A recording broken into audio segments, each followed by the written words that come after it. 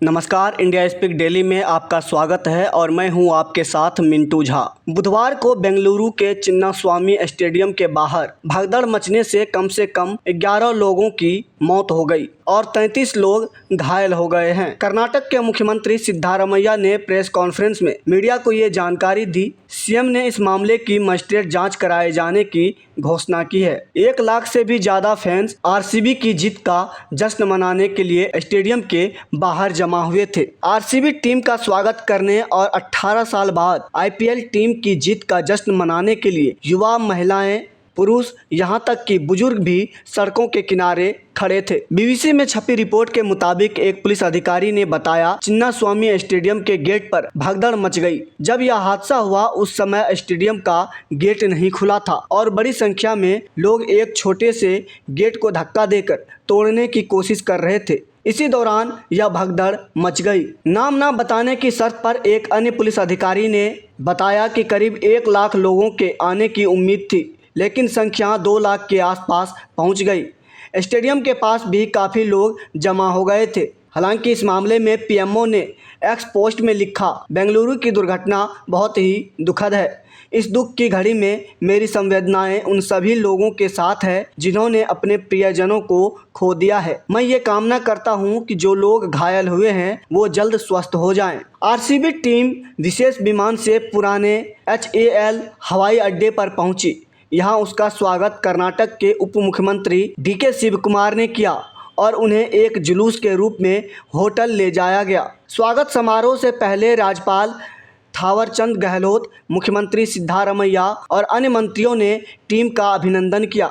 इसके बाद टीम को फिर से जुलूस के रूप में स्टेडियम जाना था। इसी दौरान बारिश शुरू हो गई और फिर इसी समय भगदड़ भी मच गई। इसके कारण टीम फिर से होटल लौट आई। शहर के अलग अलग हिस्सों से आरसीबी नंबर 18 जर्सी पहने हुए लोग अपने वाहनों पर सवार होकर स्टेडियम की तरफ बढ़ रहे थे। मेट्रो ट्रेनें इतनी भरी थी कि कई लोग मेट्रो में सवार ही नहीं हो पाए। इसी दौरान लोग आरसीबी का नारा लगा रहे थे। ऑटो रिक्शा और टैक्सियों ने स्टेडियम के पास जाने से मना कर दिया और जो गए और उन्होंने भी यात्रियों से ज़्यादा पैसे लेकर यात्रियों को स्टेडियम से 3 किलोमीटर पहले ही उतार दिया। भगदड़ में मौत की खबर फैलते ही लोग मेट्रो स्टेशन की ओर भागने लगे। हालात यह हो गई कि मेट्रो अधिकारियों को स्टेडियम के आसपास का स्टेशन बंद करना पड़ा। भगदड़ की घटना के बाद कर्नाटक के मुख्यमंत्री सिद्धारमैया ने एक प्रेस कॉन्फ्रेंस की।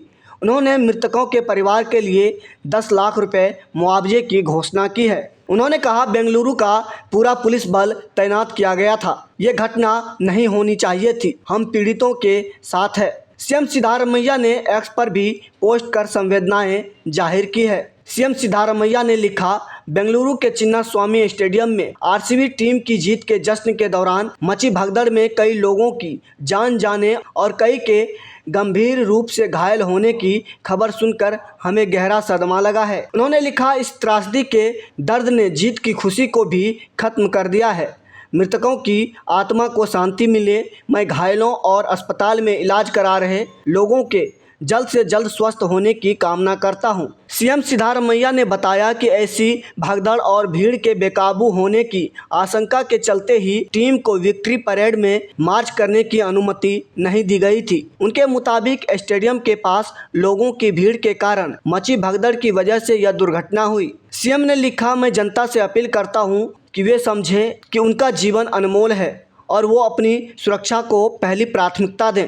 कर्नाटक के उप मुख्यमंत्री DK शिवकुमार ने एक्स पर पोस्ट किया, लोग आरसीबी की आईपीएल में जीत के जश्न का गवाह बनने आए थे, लेकिन इस त्रासदी से हमें बेहद दुख पहुंचा है और धक्का लगा है। जिनकी मौत हुई है उनके परिवारों को मेरी संवेदना। जीत पर हमें गर्व है, लेकिन ये किसी की ज़िंदगी से बड़ा नहीं हो सकता। मैं सभी से अपील करता हूं कि वो सुरक्षा का ध्यान रखें।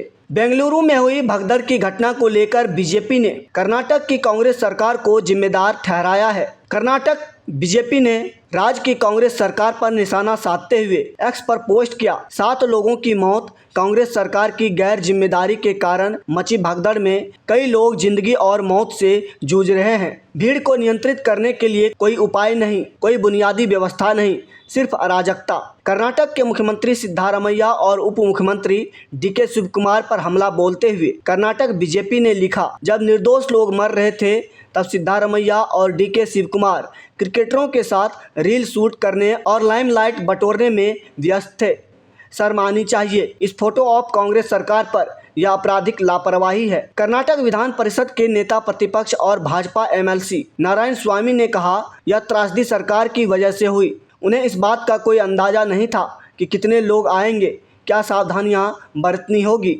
यह सुरक्षा में चूक है। वहीं बीसीसीआई के उपाध्यक्ष और कांग्रेस सांसद राजीव शुक्ला के मुताबिक किसी को अंदाजा नहीं था कि अचानक भीड़ इस तरह उमड़ पड़ेगी। राजीव शुक्ला ने कहा, भीड़ बहुत ज़्यादा हो गई थी, अचानक इस कार्यक्रम को आयोजित किया गया, यह अंदाज़ा किसी को नहीं था। फ्रेंचाइजी को भी इसका अंदाज़ा नहीं था कि अचानक भीड़ इस तरह उमड़ पड़ेगी। अचानक हुआ हादसा है जिसे लेकर सभी लोग दुखी हैं। मृतकों के परिवार और घायलों की जितनी मदद हो पाएगी वो करने का प्रयास हो रहा है। उन्होंने ये भी कहा कि इस घटना पर राजनीति नहीं होनी चाहिए। आपको बता दें कि बेंगलुरु के चिन्नास्वामी क्रिकेट स्टेडियम के बाहर हुई भगदड़ की घटना को लेकर पुलिस स्टेशन में बड़ी कार्रवाई की गई है। पुलिस ने रॉयल चैलेंजर्स बेंगलुरु यानी कि RCB, DNA entertainment, event management company, Karnataka state cricket association की प्रशासकीय समिति और अन्य के खिलाफ एफआईआर दर्ज की है। आईपीएल में आरसीबी ने पंजाब किंग्स टीम को 6 रनों से हराकर खिताब अपने नाम किया।